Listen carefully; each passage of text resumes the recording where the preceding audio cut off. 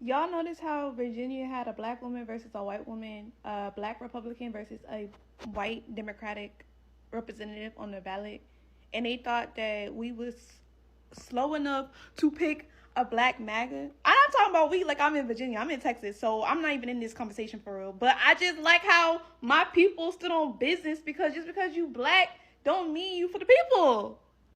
Election night wasn't just a blue wave, it was a powerful blue tsunami that flipped red seats all across the country. But the color that made it all possible was black. From New York to California, Mississippi to Maine, a multiracial coalition rose up and began to take back their power from the angry white supremacists who took over in January.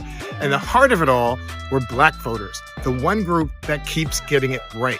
In New York City, voter turnout hit 2 million for the first time since 1969. But the untold story is that black men were the strongest race and gender bloc for Zohran Mamdani, and black neighborhoods like Harlem gave him a victory by a 45-point margin. In California, black voters were the strongest supporters for Prop 50 to redraw congressional maps. In Georgia, black voters helped flip both utility commission seats from red to blue. In Mississippi, Georgia made history this week, not quietly, not politely, but loudly. For the first time in decades, two statewide seats flipped, and the names that filled them changed what power in this state looks like. Alicia Johnson didn't just win a seat on the Public Service Commission.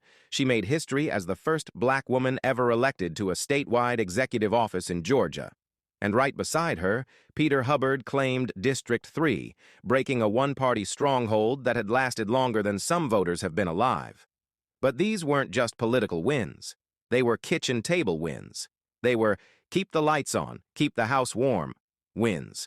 Because these seats decide how much Georgians pay for utilities, a decision that hits hardest in black households across the state.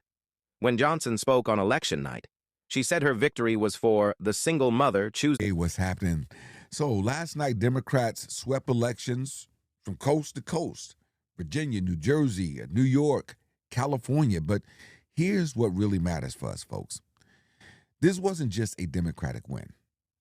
This was a demonstration of what black voters and communities of color can accomplish when we show up united. And here's the thing, Republicans know it.